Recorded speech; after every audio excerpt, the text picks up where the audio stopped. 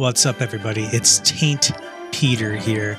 That's Taint with a T and Peter with a P, just in case you were fucking confused or something. But today we're going to talk about a title that has caused a lot of controversy in the world of gaming, and specifically in the world of people who enjoy Souls-like games. I'm talking, of course, about Lords of the Fallen. Poor Lords of the Fallen.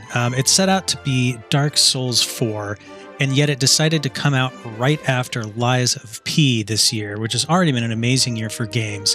But then Lies of P was an incredible Souls-like game from a developer who really nailed the FromSoft look and feel. And then Lords of the Fallen had to come out right after that, and frankly, it felt a little rushed. I don't know if they were trying to get it out before the Elden Ring DLC comes out next year, or what the timing was all about, but it just felt like it could have used a little more time in the tank. I think we all agree on that. However, it's been a few months now. It's about to be 2024, and I see people posting online all the time. Is it ready yet? Is it time for me to try out Lords of the Fallen? Well, I'm here to tell you, I have played about 125 hours of this game at this point. That's about 2 playthroughs plus some dicking around time on other characters.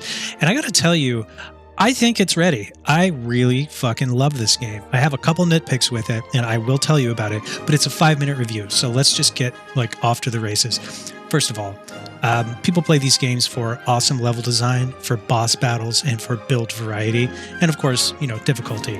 On all 4 of those items, I believe Lords of the Fallen does deliver. World design is fucking amazing. It is really, really well put together. It definitely, for me, evokes a Dark Souls 1 level of twisty, turny, corkscrewing areas that come back to one another. The entire map is at least more or less visible from wherever you are. You can see the beacons you're supposed to get to. You can see where you're supposed to go. I love that. The boss battles.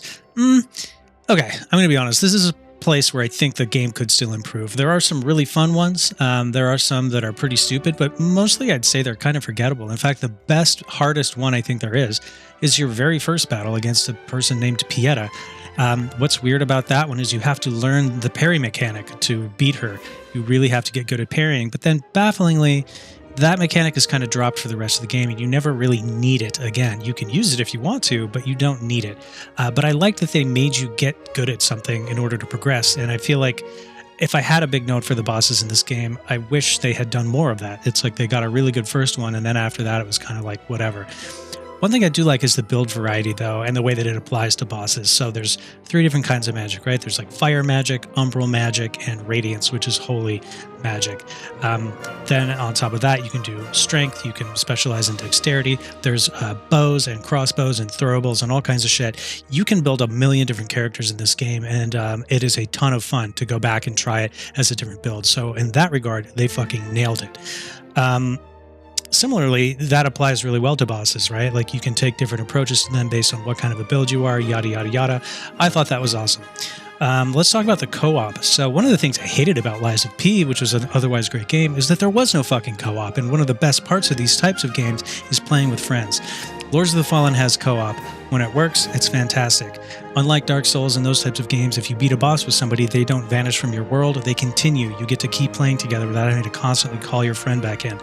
Love that. However, the fucking servers are garbage as of the end of 2023. They are not working properly. It is hard to get summoned into somebody else's game. It is hard to summon a stranger in. It works fine if you're friends with a person on Steam. You can bring him in anytime you want. Going into a stranger's game, trying to bring help into your game from a stranger is horrible.